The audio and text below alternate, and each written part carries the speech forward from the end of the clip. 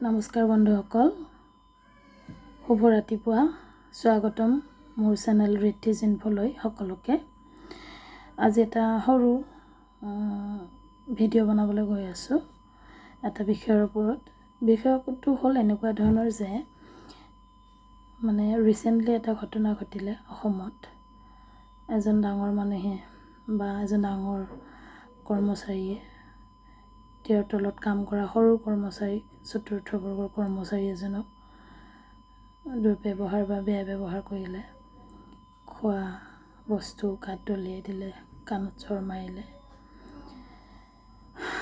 কিন্তু ময়ো এই ক্ষেত্ৰত ক'বলগীয়া আছে মোৰ।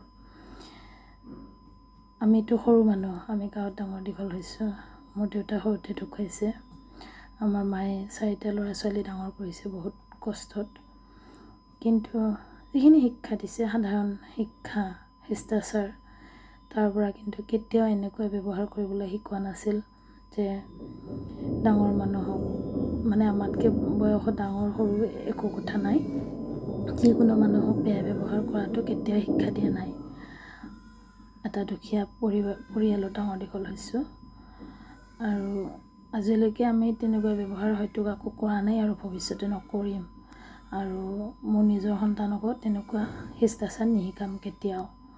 তাৰ মাজতে সৰু সুৰা ভুল হৈ যাব পাৰে আমাৰ দৈনন্দিন জীৱনতো। সেইখিনি আপোনালোকৰ শুধৰাই দিয়া দায়িত্ব, কাৰণ নিজৰ ভুলটো তৎক্ষণাত নিজে দেখা পোৱা নাযায়।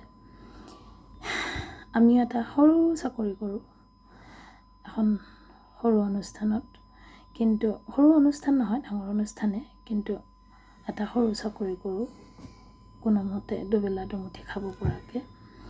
আমাৰ তলতো চতুৰ্থ বৰ্গৰ কৰ্মচাৰী আছে, কিন্তু তেওঁলোকক কেতিয়াও বেয়া ব্যৱহাৰ কৰি পোৱা নাই আজি 10 বছৰে।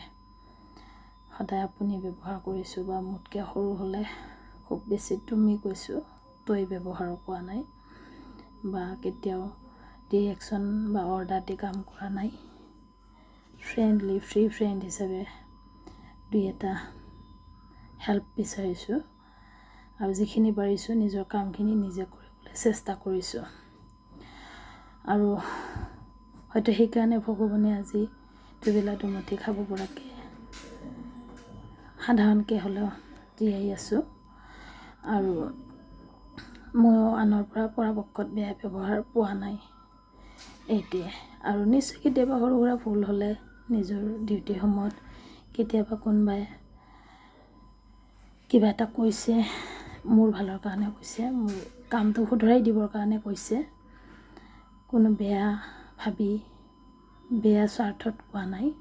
আৰু যিখিনি শুধৰাই দিবৰ কাৰণে কৈছে মোৰ ছিনিয়ৰে বহুত ভালদৰে বুজাই কৈছে তেওঁলোকেও, আৰু শুধৰাবলৈ চেষ্টা কৰিছোঁ আৰু নিজৰ ভুলটোও কেতিয়াবা স্বীকাৰ কৰিছোঁ।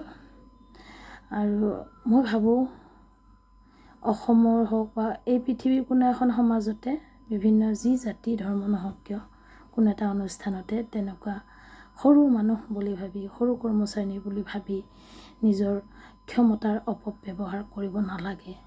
এই ক্ষেত্ৰত আপোনালোকৰ মন্তব্য কি জনাব। আজিলৈ মোৰ ভিডিঅ'টো ইমানেই।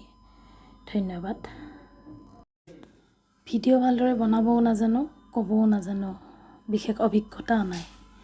জাষ্ট আপোনালোকৰ আগত মোৰ মনৰ কথাখিনি প্ৰকাশ কৰিছোঁ।